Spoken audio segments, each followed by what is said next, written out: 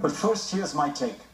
Some of President Obama's critics have an alternative policy toward Russia that they propose. The president, they say, should call Vladimir Putin a thug. Okay, but the fact is that what Putin is going to worry about these days are not American words, but European actions. The European Union is by far Russia's largest trading partner. The EU buys much of Russia's energy. It is the major investor in Russian companies and the single largest destination for Russian capital. In fact, the Ukrainian crisis has shown a spotlight on one of the great gaps in the world right now, the lack of a strategic and purposeful Europe. Consider how Europe has dealt with Ukraine from the start. It could not really decide whether it wanted to encourage Ukrainian membership in the EU, so it sent mixed signals to Kiev, which had the initial effect of disappointing pro-European Ukrainians, angering the Russians nevertheless, and confusing everyone else.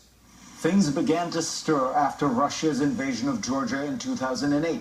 In the wake of that event, the EU promised an Eastern partnership to the countries along Europe's eastern fringe, including Ukraine. European leaders were now beginning to woo Ukraine, but without recognizing how this would be perceived in Russia. The EU did eventually offer Ukraine a deal, but it was a bad one. It was full of demands for reform and restructuring of Ukraine's admittedly corrupt economy, but with few offers in the way of aid to soften the blows or sweeten the pot. When then President Yanukovych rejected Europe's offer and sided with Moscow, he set in motion a high-speed, high-stakes game that Europe was utterly unprepared for and could not respond to. On Ukraine, Europe has always been a step behind, internally conflicted, and unwilling to assert itself clearly and quickly. Those same qualities have been on display ever since the shoot-down of Flight 17. The European Union still has a chance to send a much clearer signal to Ukraine, Russia, and the world. It is debating sanctions this week. It could ask that Russia pressure the pro-Russian rebels in Ukraine to cooperate fully with the investigation of Flight 17. It could ask that the Ukrainian government, which Moscow recognizes, be allowed to take control of its own territory in eastern Ukraine. It could put forward a list of specific sanctions that would be implemented were its conditions not met within 2 weeks. In addition, Europe should announce longer-term plans on two fronts. First, to gain greater energy independence from Russian oil and gas. European nations must also reverse a 2 decades-long downward spiral in defense spending that has made Europe a paper tiger in geopolitical terms. Germany, for example, spends only around 1.5% of its GDP on defense, among the lowest levels in Europe, much below the United States, and well under the 2%, which is the target for all NATO members. It's really difficult to have your voice heard and feared when you both speak softly and carry a twig. The problem is now being described by some as European cowardice and appeasement. It's better explained by an absence of coherence among 28 very different countries, a lack of strategic direction, and a parochial inward orientation that hopes the world's problems will go away. The result, nevertheless, is a great vacuum in international life with terrible consequences. If we look back years from now and wonder why the liberal, open, rule-based international order weakened and eroded over the years, we might well note that a crucial problem was that the world's most powerful political and economic unit, the European Union, with a population and economy larger than America's, was the great no-show on the international stage. For more, go to cnn.com/Fareed and read my Washington Post column this week. And let's get started.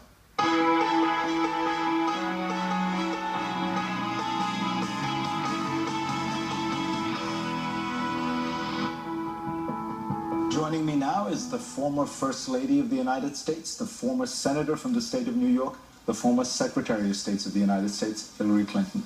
Hard Choices is Mrs. Clinton's recently published memoir of her time as America's 67th Secretary of State. Welcome. Thank you, Fareed. I'm delighted to be here. First, the stuff in the news. Yes. There are a lot of people who feel that President Obama is not being tough enough on Vladimir Putin, on Russia. Do you think he's handling the Ukrainian crisis appropriately? Well, Fareed, I think that he is facing some of the same challenges that American presidents face when dealing with threats within Europe. The United States obviously has a great interest in helping to maintain peace and security in Europe, and we have a formal alliance, NATO, to do so. But much of what we can do and what the president is calling for requires the full participation of our European friends and allies. And I would make three quick points. First, I think if there were any doubt, it should be gone by now, that Vladimir Putin, certainly indirectly through his support of the insurgents in eastern Ukraine and the supply of advanced weapons, and frankly, the presence of Russian special forces and intelligence agents, bears responsibility for what happened to the shoot-down of the airline. Therefore, we have to up the sanctions that are required.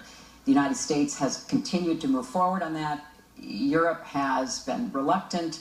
They need to understand they must stand up to Vladimir Putin.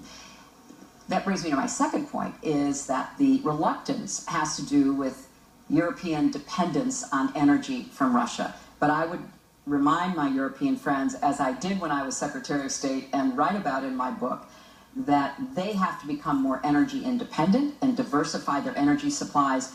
Russia doesn't have yet that many markets. They are also dependent upon the European market. So I think the Europeans can go much further in sanctions and should do so as quickly as possible. And finally, it's in the interests of Europe and the United States to help the Ukrainians secure their borders, up the training and supplying of the Ukrainian military forces, and of course continue to stress the need for reform, political and economic, inside Ukraine. All of that should be done simultaneously. You say in the book that you felt, and you've said in interviews subsequently, that the reset with Russia worked because you got a new strategic arms treaty out of it. You got the Russians to agree to sanctions on Iran. Why do you think then that it stopped working? What changed? Well, I've thought a lot about that because I was among the most skeptical of Putin during the time that I was there, in part because I thought he had never given up on his vision of bringing Mother Russia back to the forefront, not by looking at what Russia could do to be a modern nation, but by looking to the past, and especially trying to control their borders from Central Asia to the Baltics. So when he announced in the fall of 2011 that he would be changing positions with Medvedev, I knew that he would be more difficult to deal with. He had been always the power behind Medvedev, but he had given Medvedev a lot of independence to do exactly what you said and make the reset a success. I saw that firsthand with respect to the parliamentary elections in Russia, because they were filled with irregularities and Russian people poured out into the streets to protest. And I, as Secretary of State, said the Russians deserve better. They deserved elections that reflected their will. Putin attacked me personally because he is very worried about any kind of internal dissent. So he wanted to clamp down on any opposition within Russia, and he wanted to provide more influence and even intimidation on his borders. And I, certainly made my views known in meetings as well as in memos to the president. I think that what may have happened is that both the United States and Europe were really hoping for the best from Putin as a returned president. And I think we've been quickly, unfortunately, disabused of those hopes. Putin is playing the long game. He has a strategic plan in mind, the Eurasian Union, which would be in competition to Europe. His continuing efforts to intimidate Europeans, not just through energy, but through interfering in elections, putting money behind buying press outlets in European countries and the like, trying to discourage countries like Ukraine, being able to join the European Union. And if the United States and Europe don't present a united front, I think Putin's the kind of man who will go as far as he can get away with. I think he is still smart enough and cautious enough to be pushed back, but there has to be a push in order to make that happen. You have dealt with lots of strong men in your life.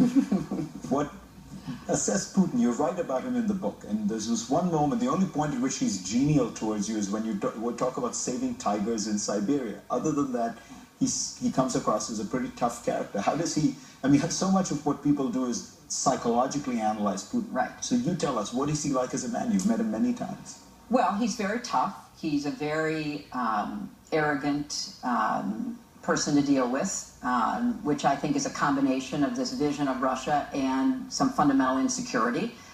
Because when you are dealing with him, he often acts as though he could care less. He's not interested. Even talking with him about getting Russia into the World Trade Organization, which is something the Obama administration was determined to do because we want to have a rules-based order insofar as possible. Proved difficult to deal with him. He acts, bored and dismissive. So he has a lot of personas that he pulls out if he wants to stare intently at you with his very, bright blue eyes because he wants something from you or he wants to convey a message to you. He can turn on the charm, but he can also be, very tough to deal with and act as though it's a burden on him to be in conversations with other world leaders. I would be delighted if the United States could have a positive relationship with Russia, and I would be thrilled if the Russian people, who are so capable, had a normal country that they could chart a different future. I think that will be next to impossible, at least for the short term with Putin. He wanted a presidential summit, which you advised against and didn't happen. Do you think that part of what may have gone wrong was he felt that you dissed him? No, because here's what happened. When he was reelected, there was a G8 summit that President Obama was hosting, which he told us he would attend and then decided not to. Then there was a G20 summit in Los Cabos, and our president, had a meeting scheduled. He kept President Obama waiting 40 minutes before he showed up. He sat down. It was a very small meeting, on both sides of the table. We at the time were very hopeful, not realistically so, but idealistically so, that we could get more cooperation from Russia to slow down Assad and what he was doing in Syria. Putin could not have looked more bored, more, discomfited, and never apologized for being late. So then, of course, he wanted a summit in Russia. He wanted to play the host.